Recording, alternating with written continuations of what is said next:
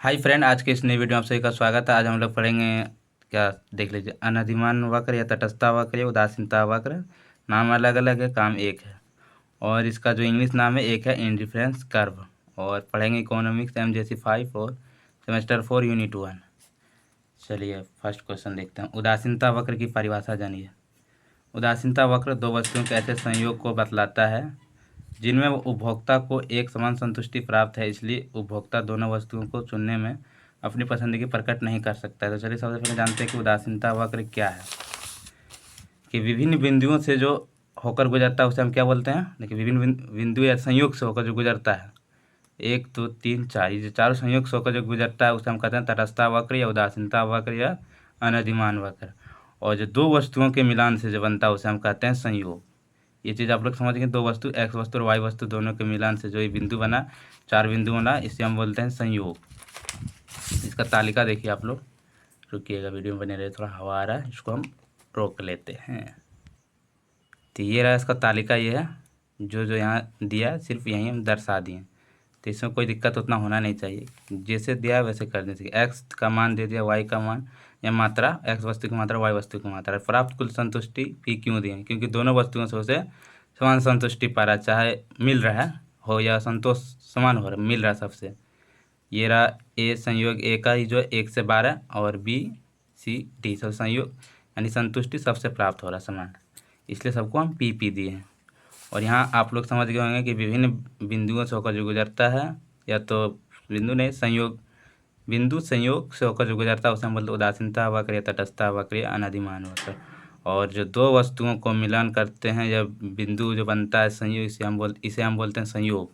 दो वस्तुओं के जो मिलकर बिंदु बनता है संयोग। ये रहा संयोग, ये रहा संयोग, ये रहा संयोग। संयोग ABCD।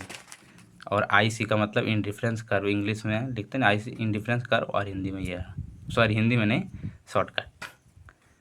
तो चलिए, और एक चीज़ ये है कि इसमें एक्स वस्तु की मात्रा देखिए बढ़ते जा रहा है, 1 2 3 4।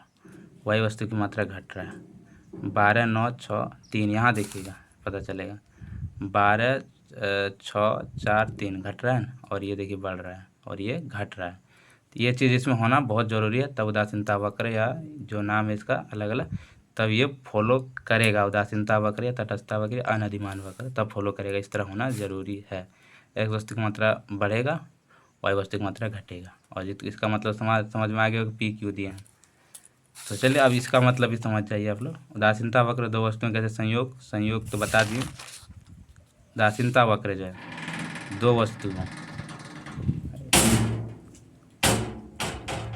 वस्तुओं, देखिए फर्स्ट वस्तु सेकेंड वस्तु, इसका जो संयोग बना इसी को बतलाता है उदासीनता वक्र। संयोग बना ना, अब का संयोग को बतलाता है जिनमें उपभोक्ता को समान संतुष्टि प्राप्त होता है। हाँ, जो ये संयोग बनता है इससे क्या होता है, उपभोक्ता को समान संतुष्टि प्राप्त होता है।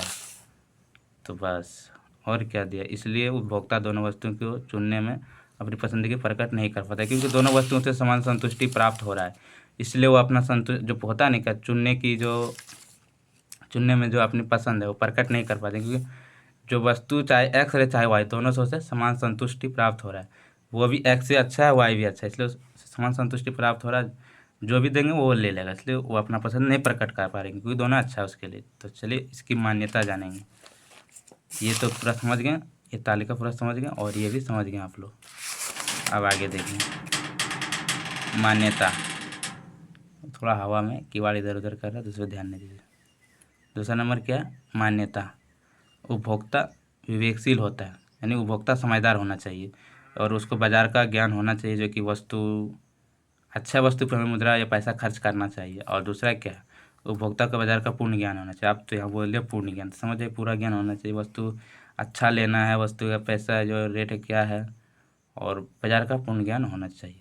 और तीसरा देखिए, संयोगों के महत्व की जानकारी होना चाहिए, जो कि जो संयोग बनता है, जो जिससे कि उपभोक्ता संतुष्टि प्राप्त होता है, जो संयोग बनता है, ये रहा संयोग, ये इसकी जानकारी होना आवश्यक है, उपभोक्ता जो कि संतुष्टि प्राप्त करता है। चौथा क्या है, घटती सीमांत प्रतिस्थापन दर। जो ये उदासीनता वक्र जो है, या जो इनके और नाम है, यानी उदासीनता वक्र हम बोलेंगे, आप लोग समझ जाइए। घटती सीमांत प्रतिस्थापन दर, उदासीनता वक्र इसी पे काम करता है। और 5वां क्या, पूर्ण तृप्ति का अभाव। जैसे बाज़ार में हर रोज़ या तो बोलिए जब मन तब नए नए चीज़ आते रहते हैं, तो जो व्यक्ति है उसके पीछे ही भागते रहते हैं नई नई चीज़। वो पूर्ण तृप्ति तो यानी पूर्ण तृप्ति तक नहीं पहुंच पाते, लेकिन यहाँ पर हाँ रुक गया, यहाँ नहीं रुकता है, चलते रहते, बस यही उसका मतलब पूर्ण तृप्ति का हुआ। एक चीज़ पे वो टिका नहीं रहता। तो बस इसका मतलब समझ गए आप लोग। इसकी विशेषता जानेंगे। तटस्था वक्र बाएं से दाएं, दाएं ऊपर से नीचे की ओर झुकता है। देखिए यहाँ पे इसका समझ।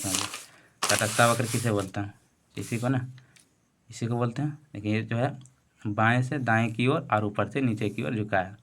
बाएं से, ये जो बाएं से इधर है ना, इधर से इधर ही जा रहा है ना, ये देखिए, यानी बाएं से दाएं की ओर जा रहा है और ऊपर से नीचे की ओर आ रहा है। यही चीज़ बोला है ना, तटस्था वक्र बाएं से दाएं और ऊपर से नीचे की ओर झुकता है, तो झुक रहा है।